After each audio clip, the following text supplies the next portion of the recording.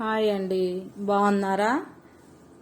ఈరోజు ఎలక్షన్ గురించి అండి మాట్లాడుకుందాం. ఈరోజు పల్నాడులో మనిషిని చంపేశారంటండి. గొడవలు అయ్యి నాటు బాంబులు పెట్రోల్ సీసాలతో గొడవలు చేసుకొని చంపుకున్నారంటండి.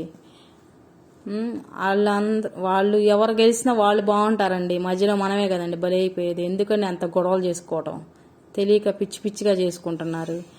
ఇట్లాగే కొన్ని సంవత్సరాల క్రితం మా ఊర్లో కూడా ఇలాగే చేశారండి. మా ఊరు సర్పంచ్ని పార్టీల గొడవల్లో సర్పంచ్ని చంపేశారండి. ఫంక్షన్కి వెళ్ళి వస్తుంటే మధ్యలో మా ఊరు చిరువురుపేట పక్కన బల్లికురవ పక్కన కుందుర్తి అని ఊరుంది.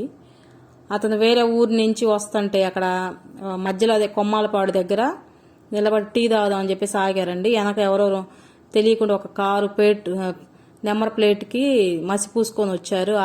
అక్కడ ఆగి బాంబులు వేసారు, పొగ బాంబులు వేసి అలాగే పక్కన షాపులో వాళ్ళందరూ లోపలికి వెళ్ళిపోయి డోర్లు వేసేసుకున్నారు, ఇళ్లలోకి వెళ్ళిపోయారు. వీళ్ళేం పరిగెత్తి డోర్లు కాడగొట్టినా కూడా ఎవరు డోర్ తీయలేదు. ఆ సర్పంచ్ పక్కన డ్రైవరు వాళ్ళ బామర్దే ఉన్నారండి. ఇంకా అతని బామర్దిని వెళ్ళిపో అంటే అతను నేను వదిలేసి నేను వెళ్ళనన్నాడు. డ్రైవర్ పారిపోయారండి. ఇంకా వాళ్ళ బామర్దిని కత్తులతో పొడిచేసి చంపేశారు. ఇతన్నేమో అక్కడ పక్కన మసీదు ఉంటుంది, మసీదు సందులోకి వెళ్తుంటే గొడ్డలు తీసుకొని శ్రేయంగా చెయ్యి తెగి పడిపోయింది. ఇంకా దాన్ని వాళ్ళు తల మీద కొట్టేసేసి బాంబు పెట్టేసి నెట్టేశారండి. తల అంతా మొహం అంతా చిందరమందరగా అయిపోయి మొహం కనపడినంతగా అయిపోయింది, పేలిపోయాడండి అతను. అప్పుడు మా ఊర్లో అతను సర్పంచ్ వాళ్ళకి తెలిసింది. అవతల పార్టీ వాళ్ళని వాళ్ళు తెలుసుకొని అవతల వాళ్ళందరినీ చంపేసేసి ఇళ్లలోకి వెళ్ళేసి ఆడవాళ్ళు భయపడి పారిపోయారు. మగవాళ్ళని కొట్టేసి నరికేసేసి గందరగోళం చేసి కొందరేమో పారిపోయారు. ఆడవాళ్ళందరూ పక్కన ఇళ్లలోకి వెళ్ళిపోతుంటే వాళ్ళని కూడా మీరు మీ ఇళ్లలోకి వస్తే మిమ్మల్ని అట్లాగే నరికేస్తాము చంపేస్తాము బెదిరించేలాకి వాళ్ళు కూడా ఎవరు డోర్లు తీయలేదు మా ఊర్లో. వాళ్ళు కూడా ఏ ఊరు పడితే ఆ ఊరు పొలాల్లో చెట్టల్లో గుట్టల్లో 2 రోజులు దాక్కొని ఎటోళ్ళు అటు వెళ్ళిపోయారు. అప్పుడు వీళ్ళు ఏం చేశారంటే వాళ్ళని దాచిపెడతారేమో అన్న లెక్కలో అని చెప్పేసి మా ఊర్లో రైస్ మిల్లులో ఎన్ని ఉంటే తగలబెట్టేశారు. పాపం చిన్న మధ్యతరగతి ఉండేవాళ్ళు మాత్రం చాలా ఇబ్బందులు పడ్డారు. వాళ్ళు వెళ్ళిపోయారని చెప్పేసి వాళ్ళ ఆసరా చూసుకొని ఎవరు లేదని చెప్పేసి వాళ్ళ ఇళ్ళలోకి వెళ్ళిపోయి పక్కన వాళ్ళు కూడా ఇళ్లలో డబ్బులుంటే డబ్బులు, నగలుంటే నగలు, ఇంట్లో సామాన్లు అవన్నీ కొన్ని తెచ్చేసుకొని ఉన్నారు. ఊర్లో రైస్ మిల్లులో అవన్నీ తగలబెట్టేసి తినటానికి లేక అలా మళ్ళీ వీళ్ళని ఎవరన్నా దాచిపెడితే మిమ్మల్ని చంపేస్తామని చెప్పేసి ఊర్లో ఇంటింటికి దూరటం, ఎంక్వైరీ చేయటం, ఆడపిల్లలను గందరగోళం చేస్తాం అట్లా బెదిరిస్తూ ఉండేలాకే సగం ఊరంతా ఖాళీ చేసి చుట్టాల ఇళ్ళకి అలా వెళ్ళిపోయి ఉన్నారు.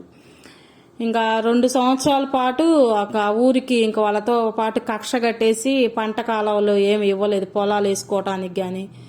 ఆ పేదలు చాలా ఇబ్బందులు పడతా మట్టి నూకలు కోళ్ళకేసే మట్టి నూకలు తిని కొన్నాళ్ళ పాటు అట్లా జీవిస్తూ ఉన్నారు. ఇప్పటికి కూడా మా ఊర్లో ఎలక్షన్లు అంటే భయం, ఓట్లు వేయటానికి ఎవ్వరు రారు.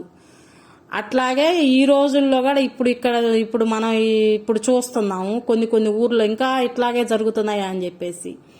వాళ్ళు ఎలక్షన్లో ఎవరు గెలిచినా వాళ్ళు బాగానే ఉంటారండి. మధ్యలో బలి అయిపోయేది మనమే. ఎవరికేసినా మనం ఏం చేసేది ఏం లేదు, మనల్ని ఏం చేయరు కదా, వాళ్ళు బాగుపడటమే కదా.